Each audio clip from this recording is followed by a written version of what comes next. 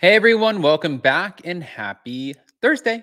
Okay, guys, so we're back tomorrow to do hot, messy topics, which I absolutely love. And we're with a good friend, Kim from Bravo Breaking News. But as of right now, we know that Vanderpump Rules, we have seen the second episode officially.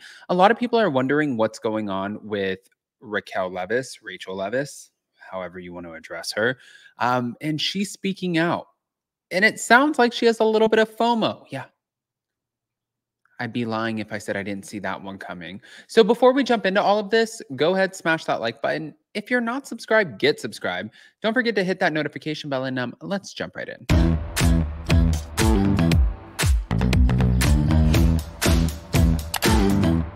Cause no one can do it like we do it, like we do it, like we do it. Cause no one can do it like we do it, like we do it, like we do it. Having FOMO, imagine that.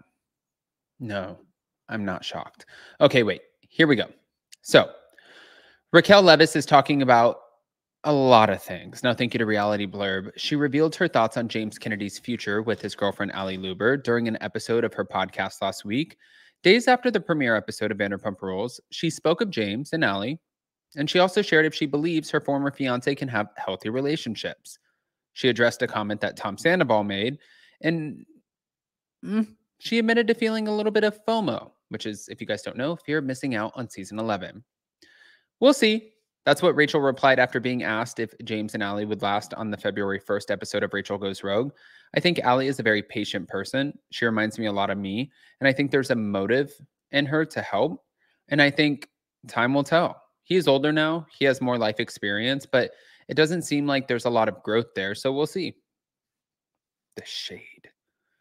Raquel seems to be worried that Ali isn't in love with James, but the idea of a future with him. That's an interesting take to. Okay. My advice to Ali would be don't fall in love with the potential of somebody because you're going to be let down. And you could just focus on yourself and really develop yourself so that one day you can find someone who is on that same level and has done the same amount of healing. So there's a healthy relationship. Can I just stop this really quick? I have to be Team Ali on this because how do you.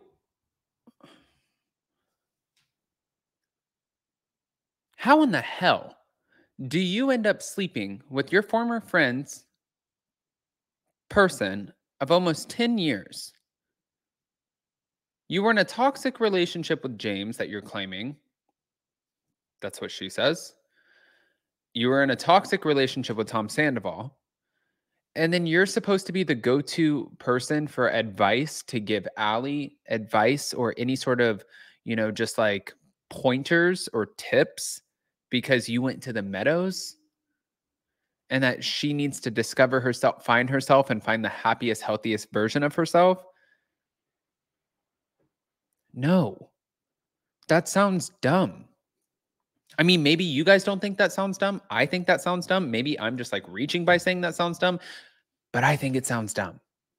Hold on, though. We're not done. Back to it. Ay, ay, ay.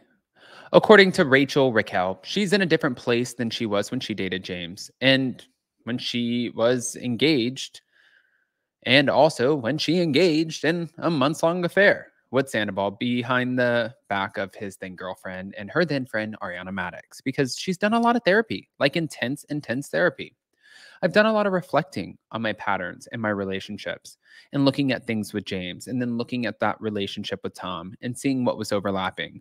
For me, this affair, it was kind of manifesting in a different way.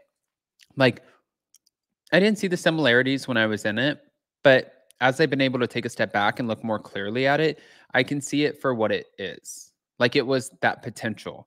Like, I was in love with the potential of us having a real relationship out in the open and not in secrecy.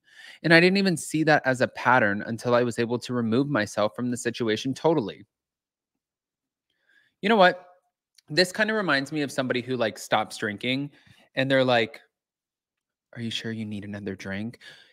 Okay, you got sober. That's good for you. I'm so happy for you, but don't sit here and monitor me. You were the one who felt you needed to go and get sober because you felt like there was some internal issue that you were battling with.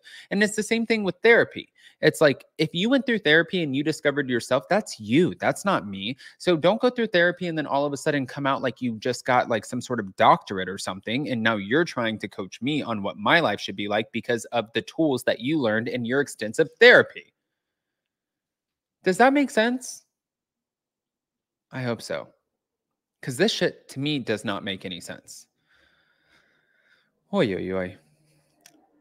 Now, back to it.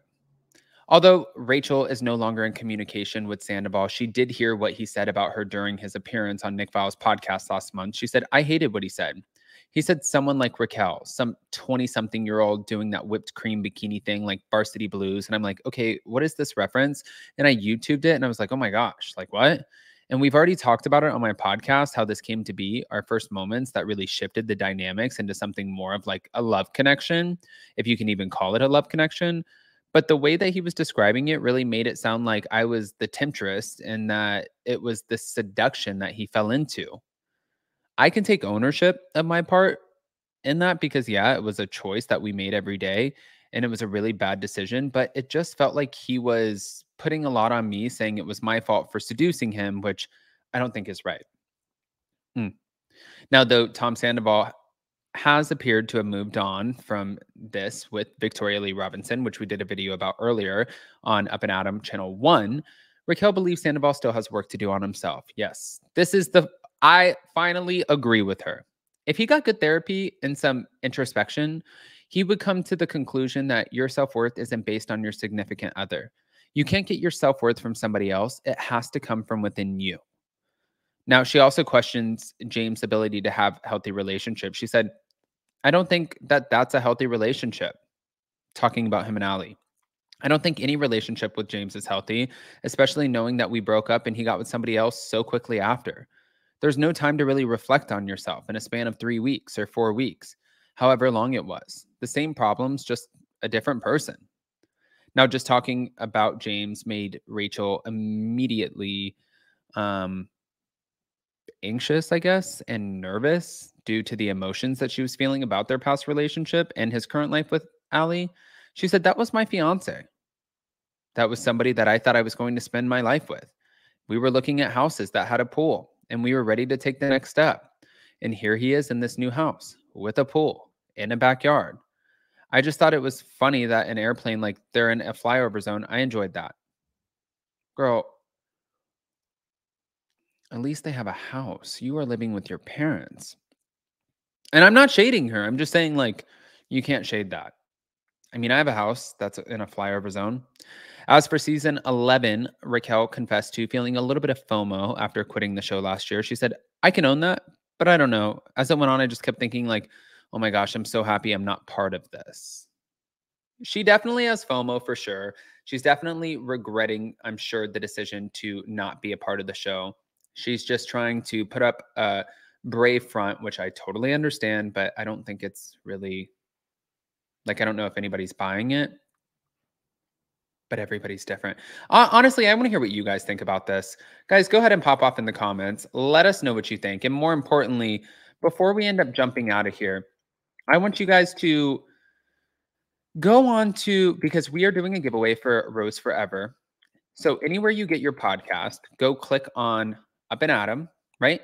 And then scroll down, drop a rating, and let us know if you think Rachel regrets not joining the show. And if you think that she's qualified to speak on James and Ali's relationship or not. I'm curious. I'm open to the idea of what you guys have to say. So go ahead, pop off in the comments, and happy Thursday. Love you guys.